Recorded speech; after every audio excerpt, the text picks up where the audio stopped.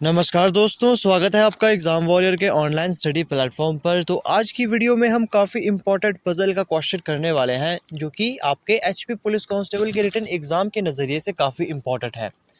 तो चलिए बात करते हैं क्वेश्चन की। तो यहाँ क्वेश्चन में कहा गया है 10 सदस्य ABCDEFGH, और यहाँ पर आपने आई के साथ जे को भी लगाना है, आई और जे, तो ही ये 10 हो पाएंगे।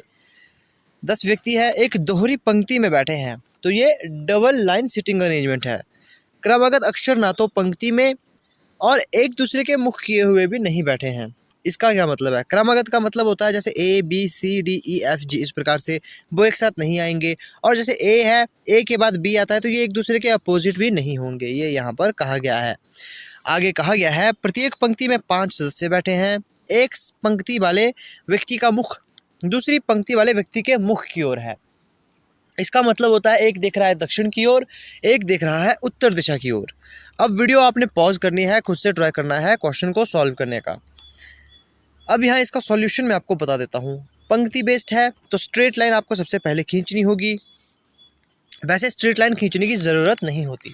अब यहाँ पर कहा गया है ए का मुख दक्षिण दिशा की ओर है, तो ए कहीं पर बैठा है जहाँ पर वो कहाँ देख रहा है, वो देख रहा है दक्षिण दिशा की ओर। तो जो ऊपर बैठे व्यक्ति हैं उन्हें मैं लूँगा दक्षिण दिशा की ओर, और जो नीचे बैठेंगे वो होंगे उत्तर दिशा की ओर। ठीक है,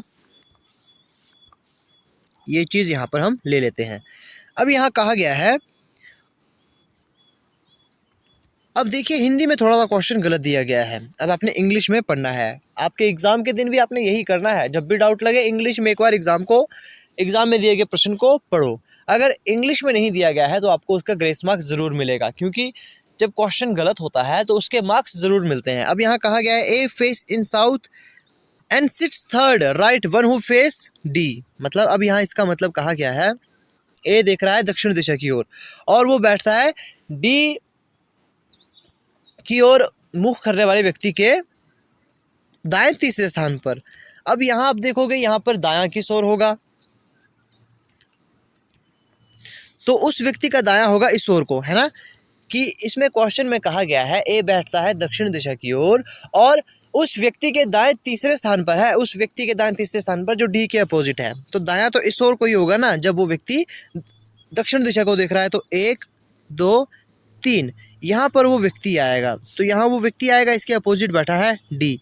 क्योंकि जब कोई व्यक्ति यहाँ पर बैठा होगा तो इसके दाएं तीसरे स्थान पर ए आना चाहिए। तो 1 2 3, तो दाएं तीसरे स्थान पर ए आ रहा है। इसका मतलब ये हमारा पहली हमारी कंडीशन है। अब यहाँ कहा गया है बी और ई के और उन्मुख व्यक्ति के बीच केवल 2 व्यक्ति बैठे हैं, लेकिन बी डी के पास नहीं बैठा। अब यहाँ इंग्लिश में एक बार इसे पढ़ते हैं। यहाँ कहा गया है only 2 person sit between B and the person who face E. अब जो व्यक्ति ई को फेस करता है और बी, इनके बीच में केवल 2 ही पर्सन रहते हैं, और बी जो है वो डी का पड़ोसी नहीं है। अब पहली कंडीशन में हम ये मानकर चलते हैं कि यहाँ एक व्यक्ति आएगा। दूसरी कंडीशन में हम ये मानकर चलेंगे कि ए के साइड में व्यक्ति आएगा, है ना। तो यहाँ हम इनकी जगह बना देंगे, है ना। ये हमारे पास 5 व्यक्ति की जगह हो गई। अब एक कंडीशन ये होगी कि ए यहाँ पर है ना, ए यहाँ पर है एक स्पेस, और डी यहाँ इसके अपोजिट है। इस बार हम क्या करेंगे कि हम इस बार ये मानकर चलेंगे कि इस तरफ को कोई व्यक्ति बैठा है, क्योंकि 5 व्यक्ति बैठे हैं, 4 तो हमने बैठा लिए। अब 5वां या तो इस साइड आ सकता है या तो इस साइड आ सकता है, तो ये हमने बैठा लिया। अब आगे देखेंगे इसमें करेंगे क्या। यहाँ कहा गया है ए और बी और ई के बीच में, मतलब बी और ई की ओर जो व्यक्ति मुंह करता है उनके बीच में कितने 2 व्यक्ति बैठे हैं, और जो बी है वो ना तो यहाँ आएगा और ना ही यहाँ आएगा। बी यहाँ भी नहीं आ सकता, क्योंकि साफ क्वेश्चन में कहा गया है कि जो कॉन्सेक्यूटिव वर्ड्स हैं, जो क्रमागत अक्षर हैं, वो एक दूसरे के अपोजिट भी नहीं आएंगे, एक दूसरे के साथ भी नहीं आएंगे। इसका मतलब बी को एक ही जगह बच रही है, वो है ये। अब बी और ई के बीच में, जो ई के अपोजिट बैठा है उसके बीच में 2 व्यक्ति है, तो 1 2 यहाँ पर वो व्यक्ति आएगा जो ई के अपोजिट बैठा है। किसके? ई के अपोजिट बैठा है। यहाँ पर भी वैसा ही करेंगे। यहाँ बी नहीं आ सकता, बी यहाँ नहीं आ सकता। अब बी को अगर हम यहाँ बैठाते हैं तो यहाँ पर देखो, यहाँ क्या हम बैठा सकते हैं? 3, इनके बीच में 2 व्यक्ति को नहीं बैठा सकते। इसका मतलब बी को यहाँ बैठाना होगा और 2 व्यक्ति छोड़कर ई को यहाँ बैठाना होगा। मैं यहाँ पर एक लाइन ड्रॉ कर देता हूँ जिससे हमें ये पता लगे कि ये अलग पॉसिबिलिटी है, ये अलग। अब ये हमारे पास यहाँ कुछ व्यक्ति बैठे हुए हैं, ये हमारे पास यहाँ स्पेस है, यहाँ हमने व्यक्ति को बैठाना है। अब आगे क्या कहा गया है, वह व्यक्ति जो ए की ओर उन्मुख है, मतलब जो ए ओर देख रहा है, सी की ओर उन्मुख व्यक्ति के बाएं दूसरे स्थान पर है। वो व्यक्ति जो ए की ओर उन्मुख है, जो ए की ओर देख रहा है, वह व्यक्ति जो ए की ओर देख रहा है, सी की ओर उन्मुख व्यक्ति के बाएं दूसरे है। मतलब जो सी की ओर बैठा है, जो व्यक्ति ए की ओर देख रहा है, तो सी की ओर देखने वाले व्यक्ति के ये बाएं दूसरे स्थान पर बैठा है। तो सी कहाँ आएगा, तो सी आएगा हमारा। अब एक चीज़ आपको यहाँ, एक और चीज़ आपको पता लगनी चाहिए। यहाँ पर आपसे क्या कहा गया है, एक दोहरी पंक्ति है, क्रमागत अक्षर एक ही पंक्ति में नहीं आएंगे। जैसे क्रमागत अक्षर जो है ए बी, जैसे ए और बी है, ये यहाँ पर बी भी नहीं आ सकता है ना, ये यहाँ पर कहा गया था। इसका मतलब साफ होता है, एक पंक्ति में वो व्यक्ति आएंगे जिसमें होंगे ए सी ई जी, है ना, जी और आई। और दूसरी पंक्ति में वो व्यक्ति होंगे जिसमें आएंगे बी डी, उसके बाद एफ एच और जे।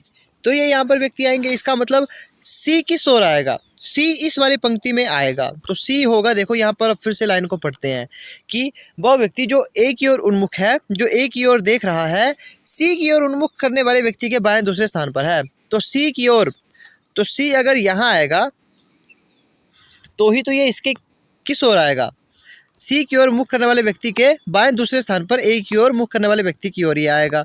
तो इसका मतलब सी यहाँ आएगा ऊपर, है ना। ये क्वेश्चन एक बार फिर से आपको समझा देता हूँ कि वो व्यक्ति जो ए की ओर देख रहा है, वो व्यक्ति जो कहाँ देख रहा है,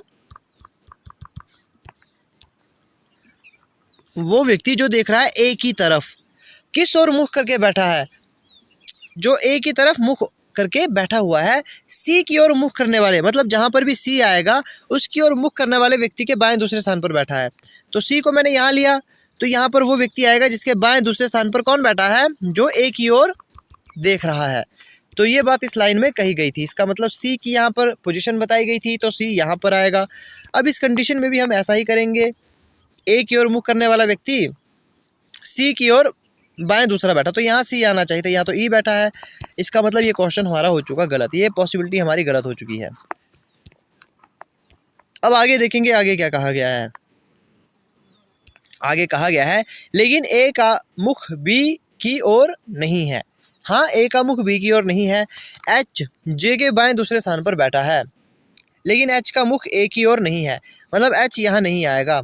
लेकिन यहाँ कहा गया है एच जे के बाएं दूसरे स्थान पर बैठा है। एच जो है वो जे के बाएं दूसरे स्थान पर बैठा है।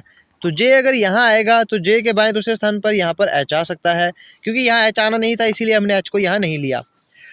अब यहाँ पर व्यक्ति हमारे आधे अरेंज हो चुके हैं। अब आगे क्या कहा गया है, एफ की ओर उन्मुख व्यक्ति। अब यहाँ एक व्यक्ति बैठा है, देखो यहाँ पर हमने जो व्यक्ति बोले थे ना बैठाने को, जैसे मैंने आपसे कहा था कि यहाँ पर ऊपर वाली पंक्ति में तो वो व्यक्ति आएंगे जो है ए सी ई जी आई, क्योंकि यहाँ साफ साफ कहा गया था कि कंसेक्यूटिव वर्ड एक साथ नहीं आएंगे और एक दूसरे के अपोजिट भी नहीं आएंगे। इसका मतलब जो दूसरी लाइन थी जिसमें आने थे बी डी एफ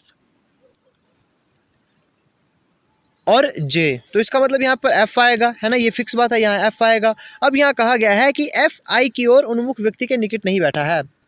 एफ जो है आई की ओर उन्मुख, मतलब जो आई की ओर देख रहा है उसके साथ वो नहीं बैठा है। इसका मतलब आई यहाँ नहीं आएगा, आई यहाँ पर आएगा, और एक व्यक्ति जो बच रहा है जी वो यहाँ पर आएगा। तो ये क्वेश्चन हमारा पूरा सॉल्व हो चुका।